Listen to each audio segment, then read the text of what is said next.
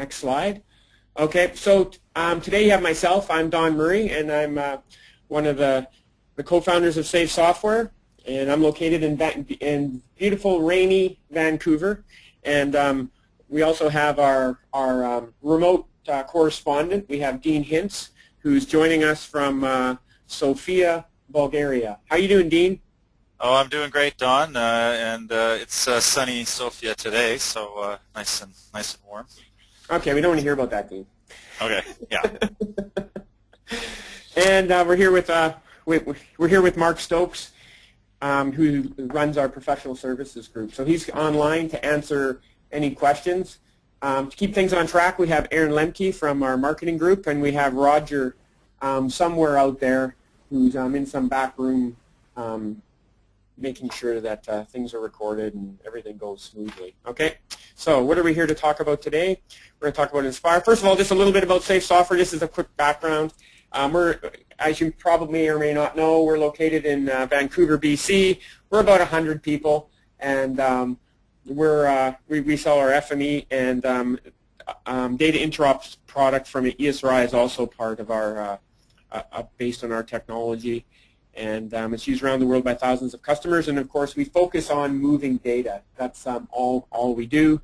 And we're going to talk about, in this case, how to move data related to Inspire. So how do I take Inspire data and get it into my systems? And also, how do I generate Inspire data from data that I have?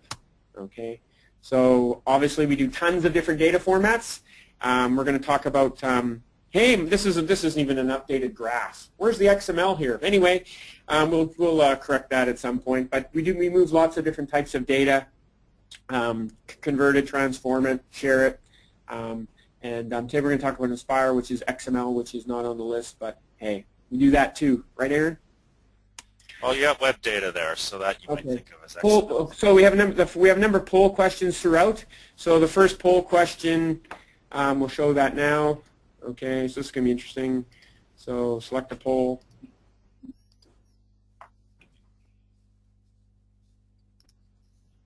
Okay, so we'll leave that running for a few minutes. Please answer the poll. And okay, so far we have a lot of FME users there. Looks like about 60, 75%. Almost half of you have used FME for more than 2 years. Okay, but about 40% of you have used FME for less than 6 months. So we'll give this another couple seconds. Okay, there we go. So, okay.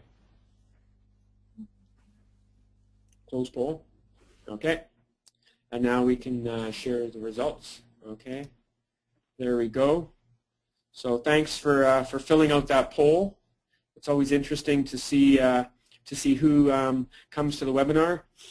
And throughout the webinar, of course, just another reminder to ask questions. Mark's online, and if we don't get a chance to answer all the questions during the webinar, we will be sure to post the answers later. Okay, so move on. Okay.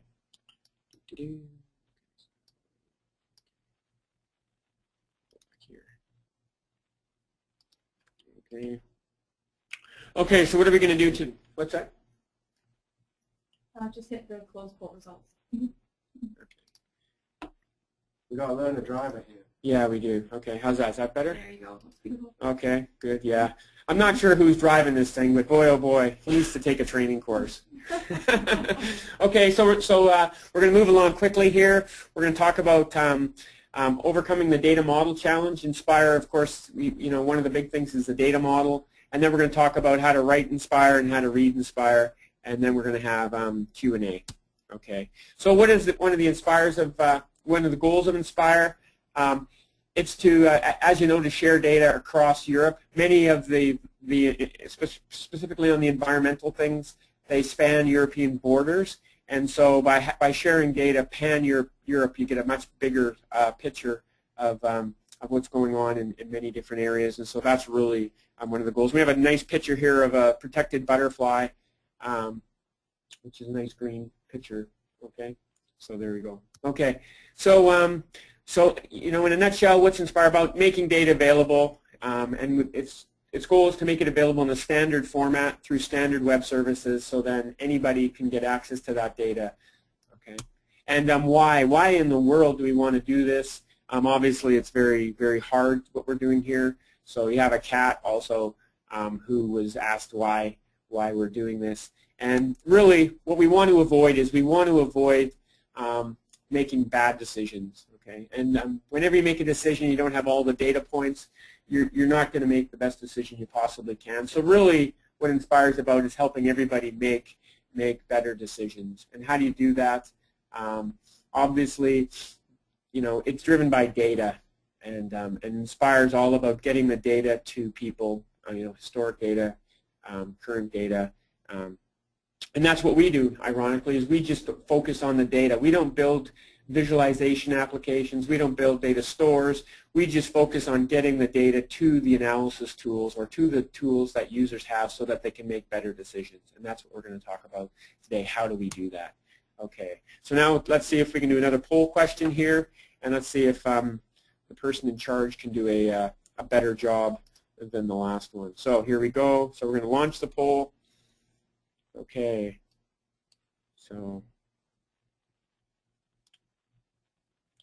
so people are voting very, very quickly. Okay, sorry?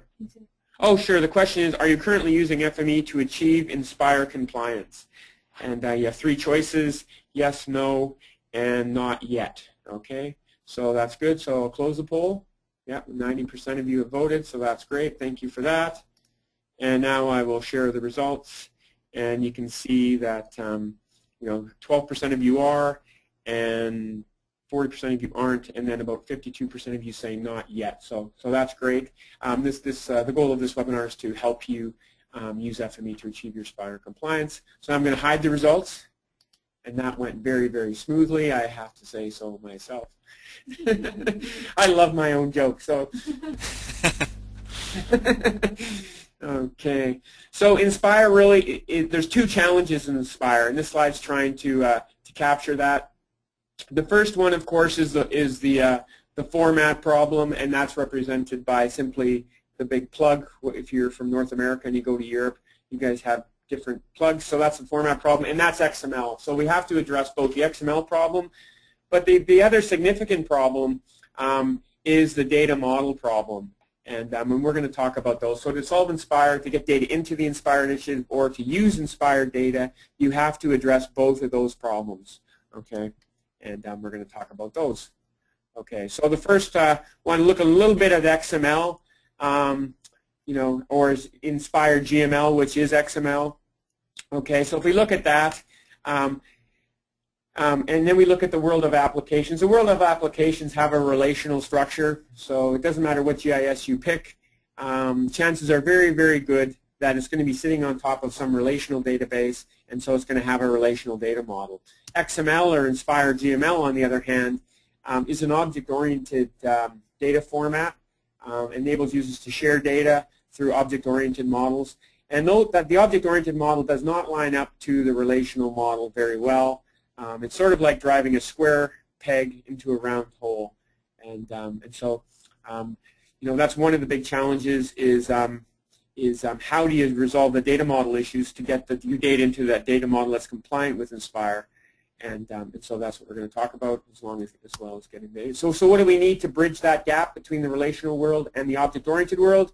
You need a bridge. Okay, you need some sort of data bridge that's going to span those two worlds, okay?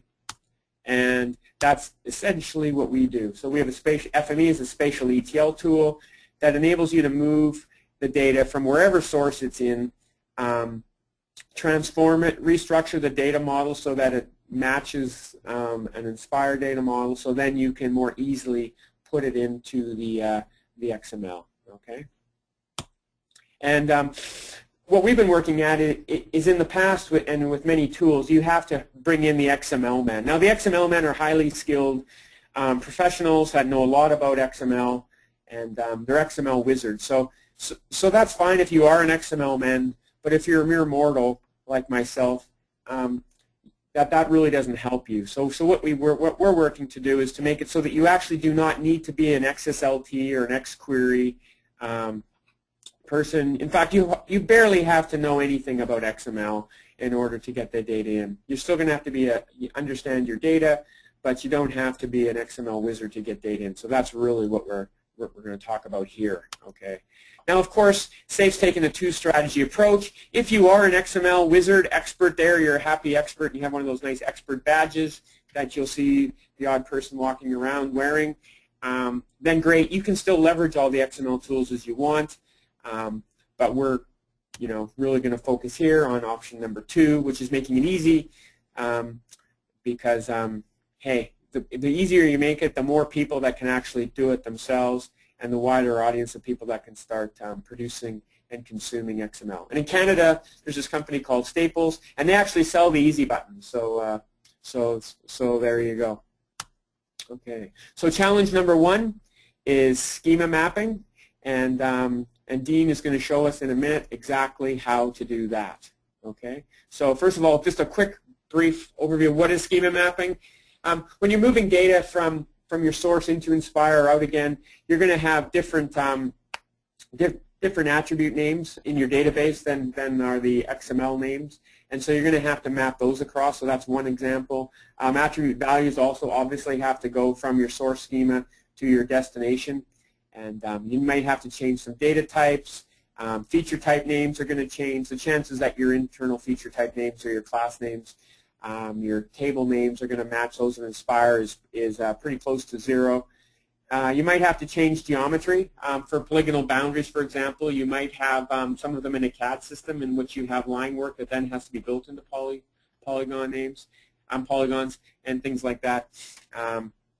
And of course, the entire data set is going to be changed. Okay. So there's a number of ways to do it. We're going to look a lot here at the schema mapper, but there's also an attribute, filter where you can quickly break things up based on the value of an attribute. So here you can see we have an attribute filter, and it's filtering on type of road, for example, and then the input had them all in one table, but then they're broken up into multiple tables. So that's just one thing. And then attribute mapping in FME, it just shows you how you can connect different lines together or copy things from one old attribute to another attribute to rename things. Okay, and again, a value mapper that enables you to go from coded attribute values to long enumerated types. So here the IGDS style was mapped to the actual road type. Okay, and now over to Dean, who is going to run us through a schema mapper demo. Okay, so I'm going to go back to attendee list, and I'm going to make Dean. Oh, you'll do it? Okay. Okay. Dean, you're on. Okay, very good. Can everybody hear me okay? You sound great. Yeah, you just need to share it. There we go. We can see you now. All right, well, greetings again from Sofia. We're covering both sides of Europe, the Canadian side, which is a little bit further off than Europe, and then we're talking to you from Eastern Europe. I'm going to start off by focusing on the schema mapping, as Don mentioned. And those of you who have seen Don lately at a trade show will know that he is a big fan of XML. He sometimes wears a I love an XML t-shirt. Well, I love schema mapping, so that's maybe my claim to fame. So I'm going to show essentially the first 2 steps that you're going to need to do when you want to achieve Inspire compliance. At a fairly elementary level, the first thing you need to do, of course, is read your source data. FME providing access to more than 250 formats makes that fairly easy. In this case, everything is coming from different shaped data sets, but you can see I have to read multiple data sets and do joins between them in order to assemble the data I need for geographic names. I picked geographic names for this demo because it's relatively straightforward, and it sort of demonstrates the basic concepts quite well, and those concepts can be used for the other annex themes as well. And this demo will be available to you, any of you who are FME users. And those of you who are not, of course, you can get an evaluation and play with the demo after the presentation's over. So you can see, as Don mentioned, the schema is quite different from the destination. Here's the source schema, and if we wanted to have a clue what the destination schema is like, you can look at the data specification brought to you by JRC, and you can see, well, here are some of the fields that we need. ID fields, namespace, and ultimately we want to get a spelling of name text. That's where the place name is going to go. So you can see these are fairly radically different structures. And so the first thing we do after we read, in this case I'm just going to select Italy, Austria, and Croatia because I want to demonstrate an example of merging data from multiple countries. And we pull in, so we have a country polygon, we have the actual gazetteer text that's from a UN data set downloaded online, it's publicly accessible, and then a bunch of administrative information, administrative area names and type information so we know what type of place name it is.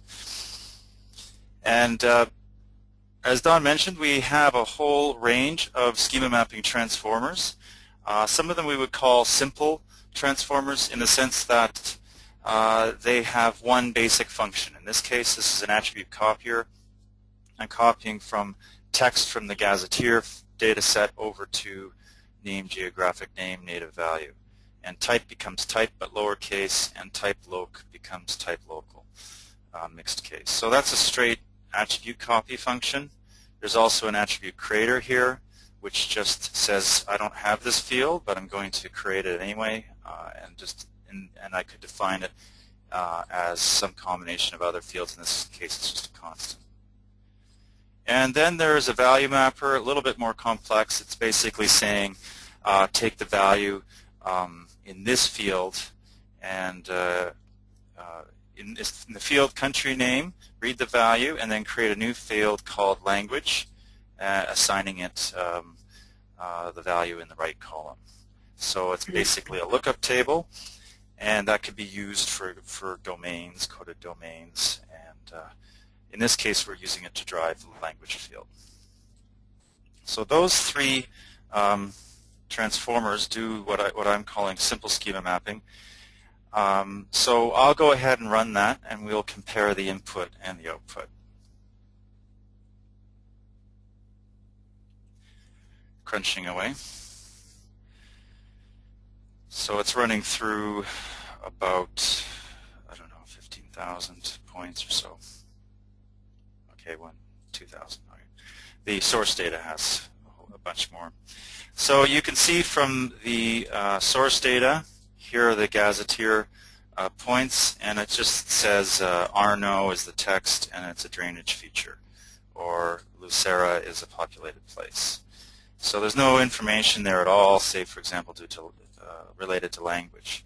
And if I look at the value mapper output, that's basically FME's output after doing the schema mapping, and that actually should have everything ready to go to output from our GML writing process. So we've done the schema mapping, and we have the, instead of the text place name, it's now called name, geographic name, native value, ASIANO, and we've actually derived the language from that lookup table.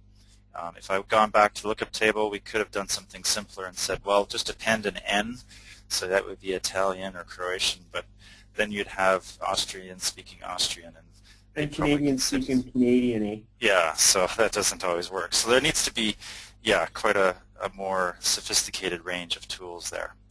So that's just using the standard tools that most people who are new to FME become familiar with quite early. But we also have a much more powerful tool in a recent version of, and I guess in 2011. So which version of FME are you using here, Dean? Well, I am using 2012 because of the some of the powerful new XML functionality. So Attaboy. that's why it's 2012. Attaboy. But I didn't use FME 2012. all of this schema mapping stuff would work in 2011. So yeah, but the XML stuff you're going to show later wouldn't. it would be a little harder. You could still do it, but yeah. When Dean says a little harder, for me that's a lot harder. Yeah. So what I have here, this is one transformer that replaces all the functionality of those top three. And so why would I bother doing this? Well, there's a number of reasons. One is what you're seeing here works fine for a couple of feature types, but if you have to do this across an entire database with 50 or 100 different tables, it becomes a lot of work. And so by giving you the ability to define rules for doing schema mapping in a spreadsheet, it actually simplifies the process in the long run. So I can point at this table, and then I can define the attribute copy rule. So this says everything from source field name, copy the field name over to the Inspire field name, and then there's also... So you have that in a CSV file. Could I put that in a database if I wanted, or do I have to have it in a CSV file? For you, only CSV file, but for anyone else, yes, we would support databases. And any other table, you might want to put it in XML, Don. You could actually read it from an XML table. Perhaps. You mean I could do that? I could put it in XML? Yeah. Wow. But anyway, yeah, so anything that can hold a table, whether it's a spreadsheet or Oracle database, it could be a non-spatial database, of course, you could put your schema mapping information. And the third rule I have in here is for defining new fields. So there's a destination attribute and a default value that we're defining. And I can actually go to the table, and you can see it here, so that the actual place name is in a field called text, and we're writing it to name, geographic name, native value. Right. So that's where the renaming goes on, and here is the... And that first row, you just gave it those names because you just gave them nice names. That's all you're doing there. Those names this top row? Yeah. Yeah, there's nothing magic about those names, but the names I've given make it easier. It could say destination field name. It wouldn't have to say Inspire, but I'm just trying to make it no, it's good. I like it. This is creating a new field. It doesn't have any filter on it because in all cases we create that field. But the filter is essentially that lookup table. So this basically means if the country name is Italy, then create a new field called language and assign it Italian. Yeah. And so you can see there's a fairly rich rule set here, a fairly powerful tool that we've defined 3 different rule types. So by doing this, somebody else who understands the domain doesn't even have to know Workbench. You could simply get some domain expert outside, outside of FME to define this. Is that right? Yeah, that's the beauty of this, and I've found this myself working on projects. Is often what will happen is the people who know the data aren't necessarily IT experts; they're domain experts. Right. And getting them to ramp up on a brand new tool, only to do a fairly narrow task like schema mapping, might be a hard sell. And so in a project group, if we can get a spreadsheet like this, put it on a wiki or an online group somewhere, people can edit it. Maybe you have different themes they can edit on different tabs, and then what happens is when the workspace runs, it dynamically reads this. And so you don't even have to edit the workspace for a change here to be affected in the result. Yeah. So to prove it's working, I should probably go ahead and run this again. So you can see I disabled the simple path, and I'm going to disable this part as well because we're not going to do the XML right yet. And there was a good, while Dean's running that, so go ahead and run that, Dean. There was a great article, and we can post that too, by our beloved evangelist who wrote a great article about the all-new Schema Mapper, and it's almost required reading for anybody who's interested in the Schema Mapper. He gives a good explanation of the different varieties of things that Dean's touched on here, along with some really good samples. So I'll post that to the chat panel. Okay. So. Yeah, so here we are in Perugia, where a good friend of mine went to language school, and you can see that the language there is Italian, and here in Croatia, you can see the language. Yeah, so in the town of Sava, the language is Croatian, and up here we hopefully don't have Austrian, we have German in Mürzschlag, which is probably have to be German to pronounce. That's great, Dean. That's awesome. So we're going to go back now to the slide deck, and okay. Yeah. So that's fantastic. I'm being pulled back on track here. So yep. That was perfect, Dean. Yeah, we're back to you, Don. Yeah, thanks. Okay, we'll see what happens. Hopefully, okay, I've been made the presenter, so I'm going to show my screen, and hopefully everybody can see my screen. Okay, so, okay, I'm going to click here. Oh, another poll question. Unfortunately, I'm no longer allowed. My poll rights have been revoked. So I'm just going to have to wait, and I'll try to. Okay, so somebody's going to have to tell me what's going on. There's a question. Okay, there's the question. Okay, so go ahead and vote. And the question is, well, now I can't see the question. Where are you at in contributing your data to Inspire? Yeah, where are you at in contributing your data to Inspire? And the choices are: we have not started yet, we are just getting started, we are well underway, we have completed support for Annex 1. So, okay, so the votes are coming in fast and furious here, sort of like a Canadian mail-in election. Okay.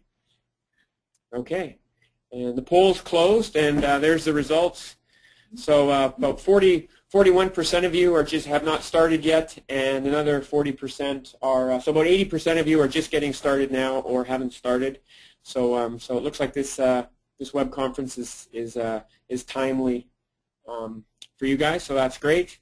And 20% of you are well underway or better, so that's great.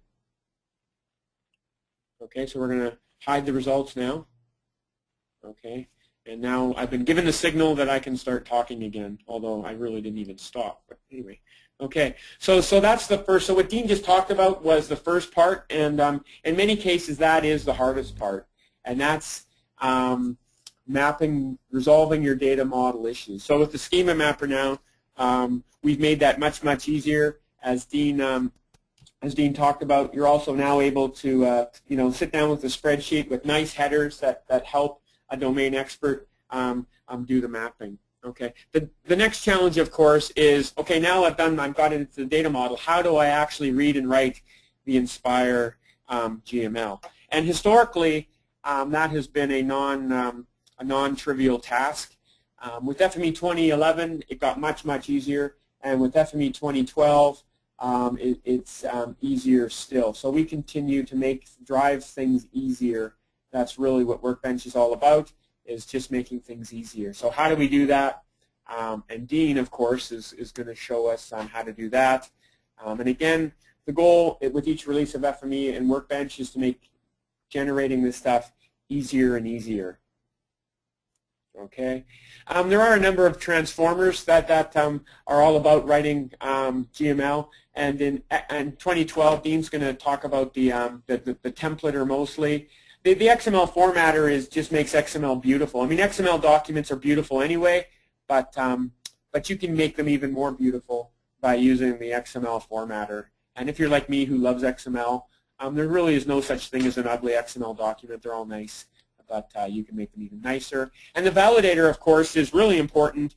How do you make sure that the XML you're generating is actually valid with the Inspire XSD? And so that's what that's all about, and I'm sure Dean has one of those in his solution as well. Okay, so over to you, Dean. I will make you the presenter again. Okay, I have this recurring nightmare that I actually end the whole session rather than make you the promoter. But anyway, here you go, Dean.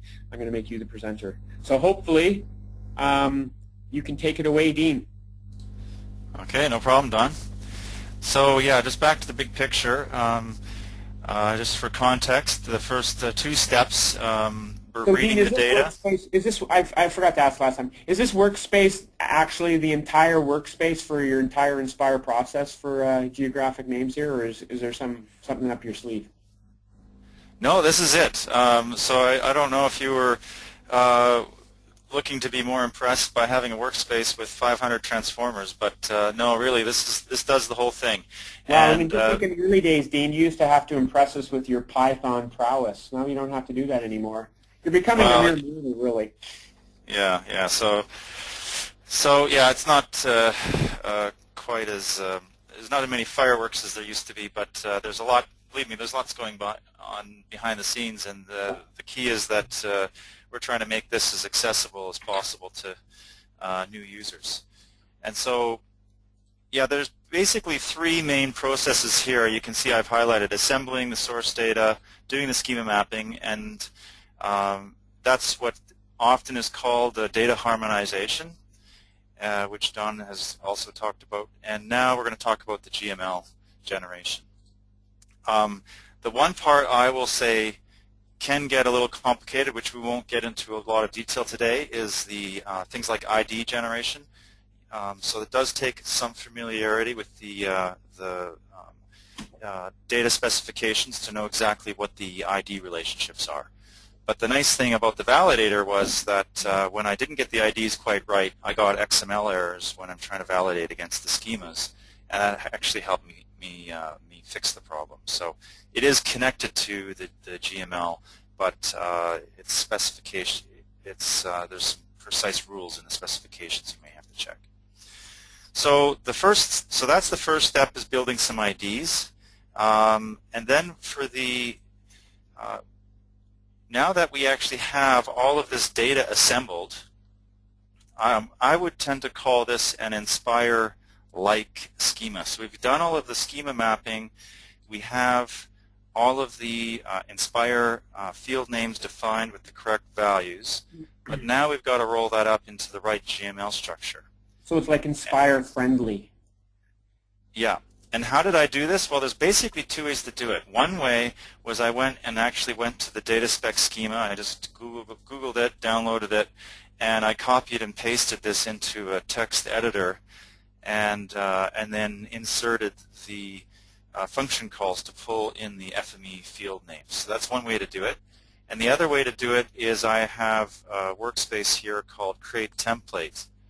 And all this does is it reads the schema, and I just point at the geographic names XSD, and it creates a default schema for that XSD. And I found it a little bit quicker to use the sample data from the PDF because it already has values in there, and I can tell what type of values to use. But I could have also used this sampled namespace. This is the output available only in 2012 of generate a sample record for me for named place from that XSD. So that's one way to start with your template. So I should probably back up and explain what I mean by template. So you generated that using FME 2012? Wow. Yes, I did. Yeah. Yeah. Oh, I'm going to butt in right here, Dean. Sure. If anybody can tell us the name of the father of XML that lives in Vancouver, the first three people who answer, we'll send you a limited edition I Love XML t-shirt. Okay, so anyway. And Dean, you're not allowed to answer. Oh, bummer. Okay. We'll send you one anyway. How's that? I want to I Love Schema Mapper, but XML. Ah, okay, well, we'll second. have to work on that. Yeah, okay. Yeah, okay. So the basic idea here, I should probably, before I dive in too deep, is that back a couple years ago when I first made this demo, we wrote out GML 3.1.1 and had to do some XSLT, as Don mentioned, to get it in the right shape for GML 3.2.1. And I don't know if any of you have worked with XSLT, but unless you're a hardcore XML programmer, it's not always that much fun. And I think I lost a bit of hair over it. So what we decided to do for writing out complex XML is to use what's called an XML templater. And the idea is really quite straightforward. Is you can take any XML structure, no matter how complex, and then you can insert placeholders that will pull in the FME field values from the record. So I have a feature ID on each record, and it's going to insert name, geographic name, feature ID. And the same thing goes for the point ID, because I have to actually have an ID on every geometry as well. And that's up in here somewhere. So there's the point ID. And so everywhere I need to insert dynamic data into this record template of XML, I put in one of these FME get attribute functions. So this one gets the X value. I have a XY coordinate extractor on the feature to pull in the X and Y value. So if any of you who have worked with, let's say, Microsoft Word and a mail merge application, it's basically that idea. You're taking the record values, merging it into this complex XML structure. And that way you don't actually have to fiddle with the tool to somehow get it to create exactly the structure Inspire wants. You already have a sample record that will validate against Inspire, and now you're dynamically merging in the data using FME. And this is really, you don't even have to know much about XML. I mean, I know barely anything, and I'm able to write pretty complex stuff just by, looking through, as Dean said, finding the field and just pasting in the FME attribute value. I don't have to worry about too much of anything, so that's good. Yeah, this basically solves, as Don mentioned, the problem of going from the flat relational to object-oriented in this case. So going to and from.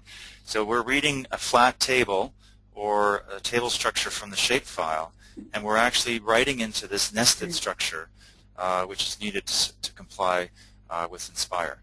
And so rather than having to build these very complex objects somehow in the workspace, we're just using this template to nest the values within the structure. So what you're building here is just one nested value, though, right? This isn't the... This is only one record, yeah. That's only one geographic. So yeah. One point. So you're going to have to show us how to. So what do we do next? I mean, having a whole bunch of independent. Oh, I guess you're going to show that next, are you? Yeah. So this just gets us one record. Then what we do is we roll that all up into a list. And I guess if you had multiple feature types, you could have multiple lists that you roll up. Yeah. And here I'm just generating a data set ID. Okay. So I do have a couple of fields I'm going to write in at the data set level. And here we have one more templater. Now all we do here, this is essentially the document header and footer. So we have XML, UTF-8, feature encoding, and hopefully not feature imploding. And then you have an GML ID at the data set level, information like the coordinate system, which we could actually write in dynamically if we wanted to. For the purposes of a simple demo, I haven't made these values dynamic. Sure, and this one line here actually unrolls that list of features I've made, and it automatically concatenates them all together as one big text insert between the header and the footer. Okay. So if I had multiple levels of nesting, I would just do this for each level. So I focus on those sort of like the leaf node, wrap them up into the next level through a similar technique. Yeah. Okay. Yeah, and we did that for the protected sites, and anybody who wants can get that off FMEpedia. There's a demo for protected sites and Aaron wants that. Aaron Lemke would really like that. Okay. All right. Well, I'll put her at the top of the list. Thank you. Send that to you. Yeah, so lots of fun merging those together. So I'll go ahead and run that, and while it's running, we'll have a look at some of the formatting and validation at the back end. So it's good to, of course, we're merging all this stuff together, but the first time you do this, it probably won't validate. And it does say successful, and we don't have any warnings. That's good. Yeah. But just to show you, translation successful doesn't really mean that the XML is valid. Then so what does that mean? No, it just means it got to the end without blowing up. That's all it means. Yeah, that's right.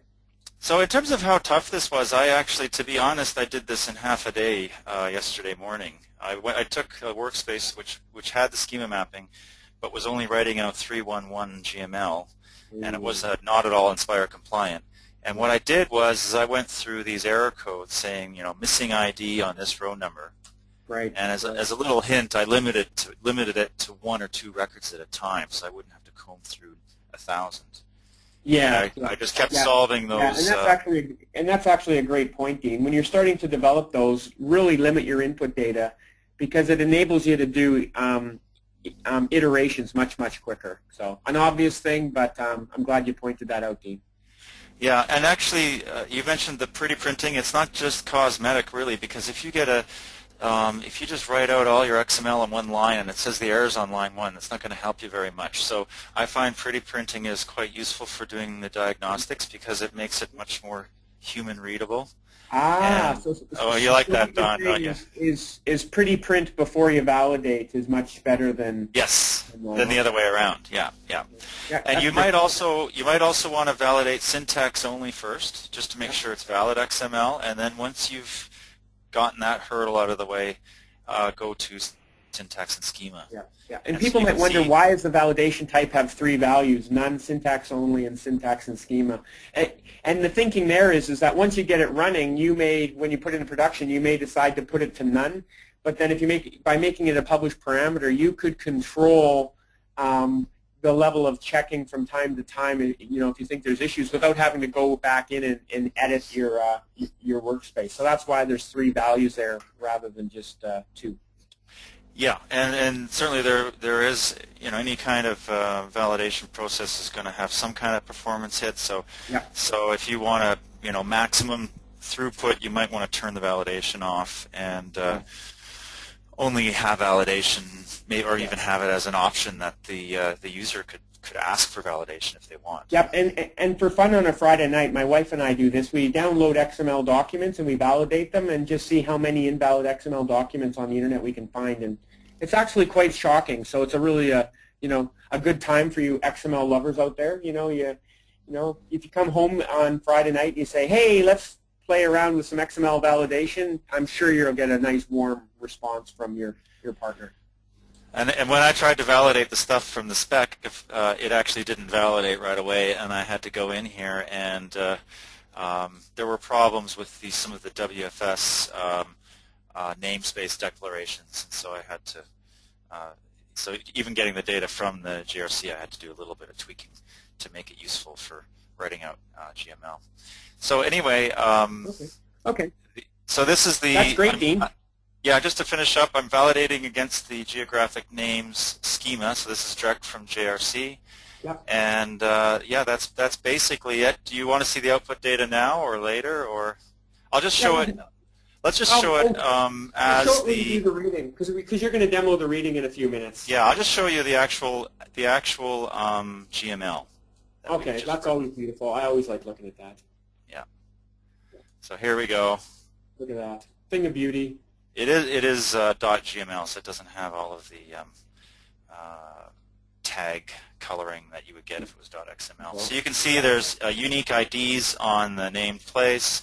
Yeah. You can see the geometry points here for every record.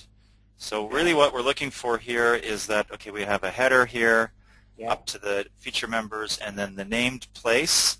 Yeah. This is basically one record down to here. Perfect. Yeah, that's great, Dean. Awesome.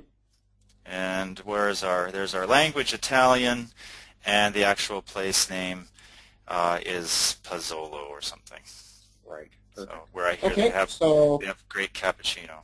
That's good. Awesome. Yeah, they have great great coffee in Italy, that's for sure. Okay, so I'm going to take it back. Back to you. Yeah, sure, go for it. Absolutely. Okay. So with any luck, you can see my screen. Okay. Yep. Okay. Oh, another poll question. So again, let's have a look at this poll. Aaron's going to do it for me since I'm going to have to go to poll school. Okay. So what's the question? What are you working on the most right now? Okay. So what are you working on the most right now? Metadata, view services, download, other. Okay. Metadata is big. Oh, I love metadata. Yeah. So if you have to generate metadata or read metadata, generating metadata is really easy as long as you have the metadata. So putting it into the XML document should not be a problem at all. Dean's, we've done that FTDC metadata, OGC metadata. We've even had people have to go from one metadata type to another. And the stuff that Dean showed today definitely applies, and that's how I've always attacked that. So there you go. So now we're going to show the results. Okay. There's a lot of others there, and I think Mark might not be happy with me, but I'm going to ask if you're doing something other than these three, can you send it in the questions panel and let us know what you're doing? It helps us figure out how we can improve FME and make sure that we're doing things that will help what you're working towards. Yeah, yeah. Okay. And I can, if we have time at the end, Don, I have a very simple metadata demo that I can show, Sure. just Okay. if we have time. That's right. That's right. Okay, so I go back now. Do I have control again? Yeah, there Okay, we go. very good. Okay, so that was how you produce Inspire. What if you want to read the Inspire GML? You know, so you're a user out there. You actually want to work with Inspire data. How hard is that? Well, you'll be pleased to know that that's much easier than writing it. And you know, we're going to go back to Dean here. So GML reading made easy. Back to you, Dean. So I'll make you the presenter here. Yeah, I think okay, I might thanks. make Mark Stokes the presenter just to keep things a little bit interesting. Sure. Okay, there you go, Dean. So again, this is one of those things which I might have looked more impressive a couple of years ago, but now there isn't really that much to show because all I do is I go View with Viewer, and I do have to specify GML because you could read it as different types of GML or XML. We have multiple readers. You have to tell it that it's standard GML, and I do need to specify the application schema. And that's pretty much it. So it's not nothing too fancy. It'll go away, read the data. It would probably look more interesting if I actually showed the log, which would actually scroll through all the schemas. And we can actually check here and verify that the data is coming through.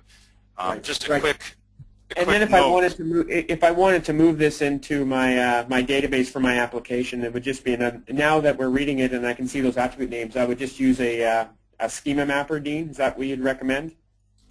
Sure. If you want, well, generally, if you're just reading one or two tables, you could probably use an attribute copier to do it. Okay. If you wanted to populate, let's say you wanted to read from Inspire and essentially do a reverse migration, you could actually take this exact schema mapping table and use it in the reverse direction. And so you could say, I'm going to read from geographic name and write to country. Yeah. With using a lookup table, so you don't call it. So you could use the same schema mapper table to go both ways then. Yes, that's right. And so actually you wouldn't even have to go back to the domain experts. You've already gotten the information from the domain experts, so you just basically flip the direction.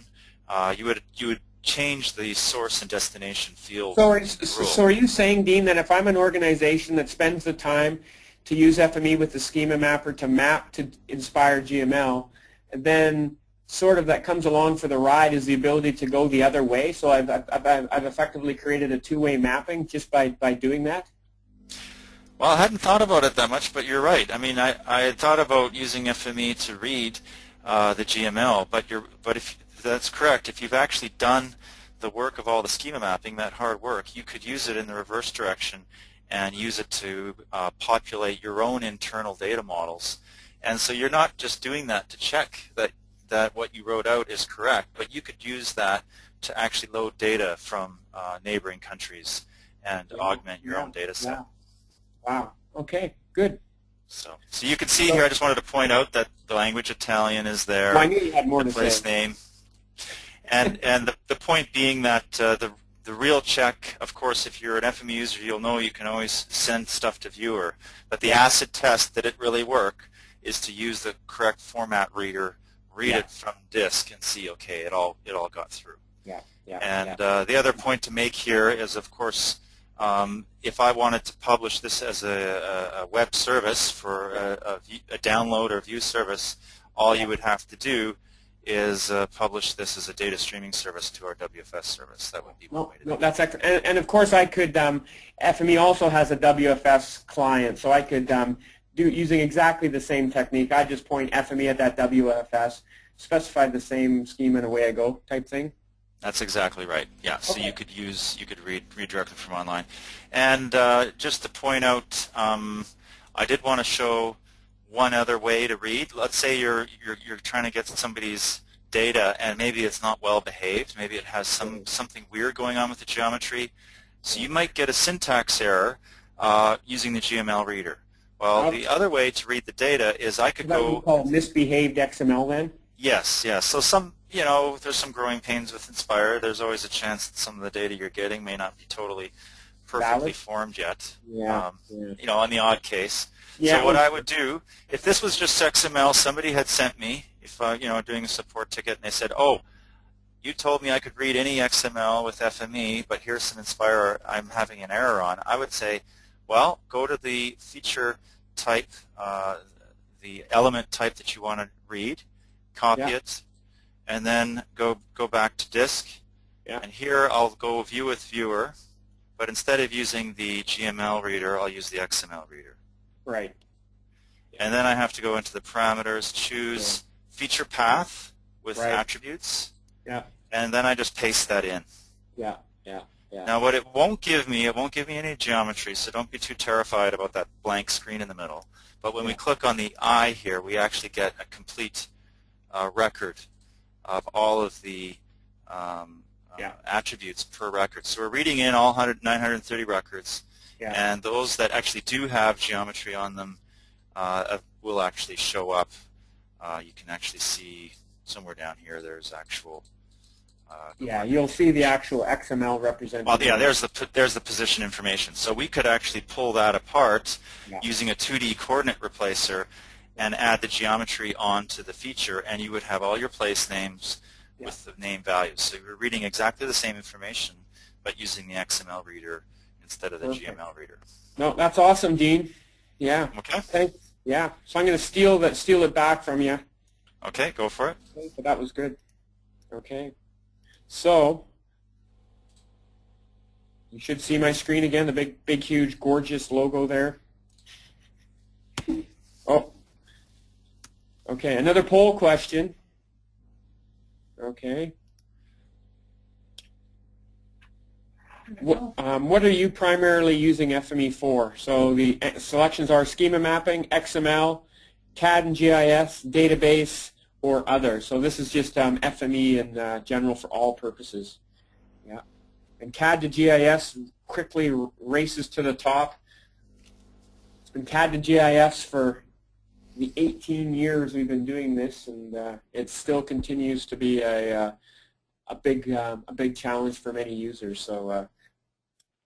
And there is some CAD and GIS webinar online. Is that right, Erin? That's right. It's so if anybody, who's did CAD and GIS there, there's also been some database webinars. So if you weren't able to attend those, there will be future ones coming up. But there are also some in our library. Okay, so the quick poll: CAD and GIS 62%, database. Look at that, almost 50%. Okay. And then obviously in this schema mapping's up there. I like to see the schema mapping numbers look pretty good. Schema mapping's huge. Schema mapping's huge. And for all you XML fans out there, you'll be pleased to know that our XML series is not over after this. There's going to be 2 exciting webinars coming up in the fall.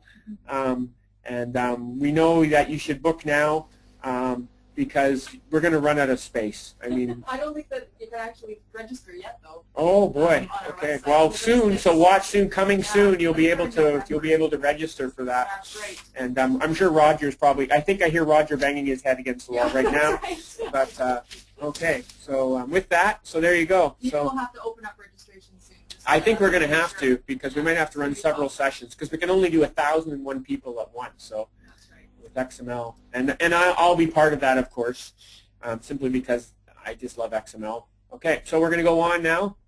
Okay, and we wanted to, before we finish today, we want to just highlight some of our partners who have been working with Inspire. So Conterra is our partner in Germany. They have they've built a tool around called the Inspire Solution Pack for FME, and that's, again, a heavy part of that is all this stuff you've seen today with the schema mapping in particular, where they basically do a huge amount of schema mapping to put it into an Inspire schema, and from that Inspire schema, they would generate the GML. Our partners in the UK, Dotted Eyes. In Sweden, Metria. Metria also has done quite a bit of work They did protected sites in Sweden, Spatial World in Finland, AD SciCAD, of course, who's a big user of our stuff, producing GML and XML stuff, and Jim in Belgium, and Vickeria in the Netherlands. There's other partners as well. This is not an exhaustive list. These are just some who've been particularly active that we wanted to highlight. Okay, and just some of the solutions with FME. I won't read them all. You can see them there, and more are in progress too. And if you're working on something with FME and it's not on the list, we would really like to hear from you.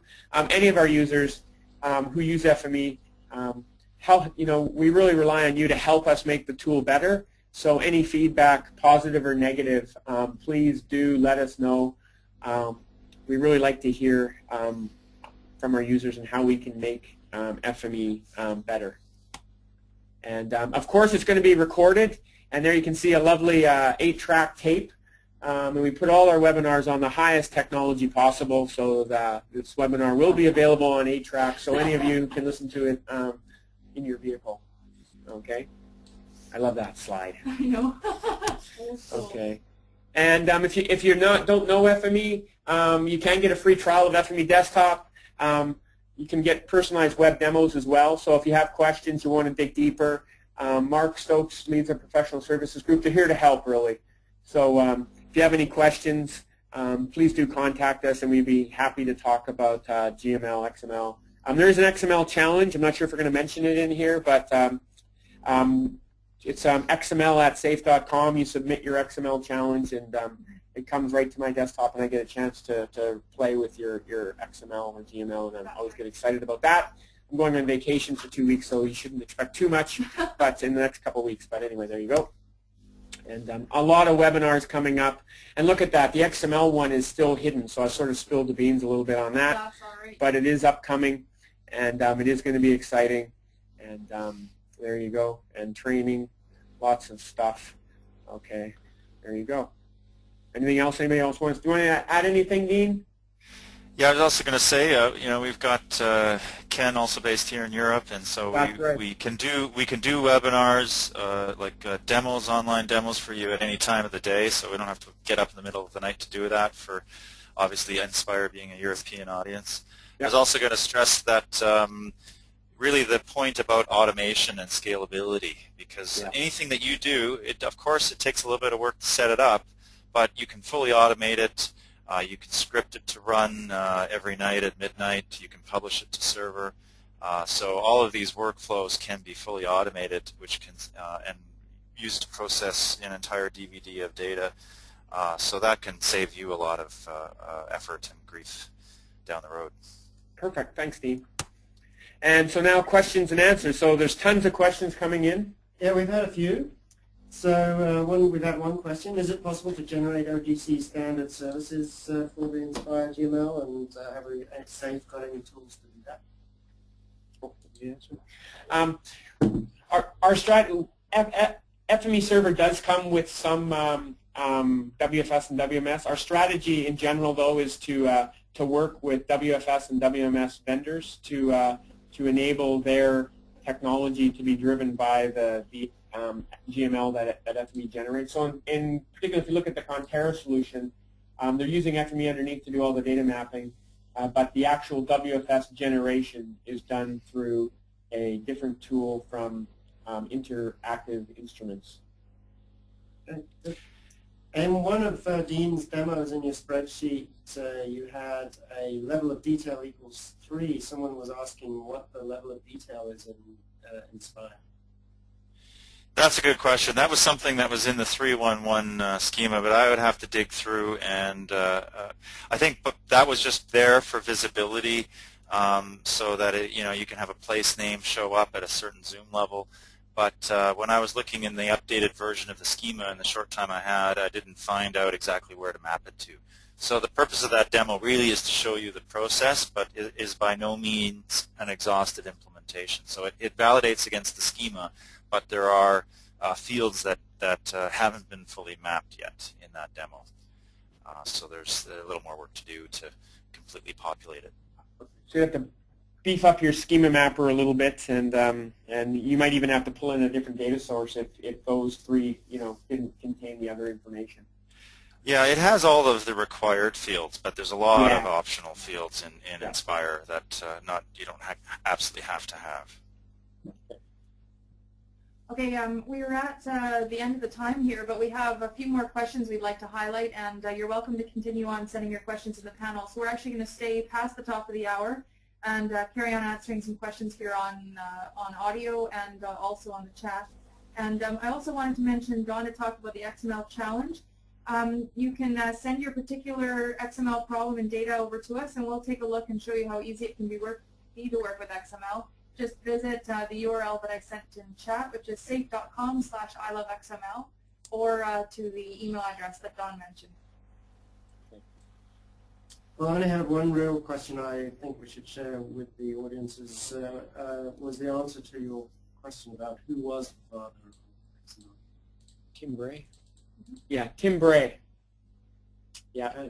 So it wasn't Ron Lake. There was that was probably the #2 guess. Yeah, that's right. But no, it was in fact Tim Bray. So we do have thanks for people who answered that, and we're going to get those T-shirts to you shortly. That's it. That's it. Okay. So if you have any more questions or you want to contact us, there's some information up there. Please do reach out to us if you have any questions on any kind. We're always happy to do that. And last but not least, I want to thank Mark and for getting up at this early morning time, and Dean for staying late in Europe. Well, it's not that late. But thanks for all your work on this, Dean. You did an awesome Yeah, no problem. And Roger, who's in the back room right now, who's probably about to cut me off. But anyway, and also thanks for taking time out of your day to spend an hour with us. I hope I hope it's been worthwhile and fun. I always like to have fun, and it's certainly been enjoyable from our standpoint to share with you what we've done with GML and XML, and I look forward to bumping into many of you on the road. So, thank you.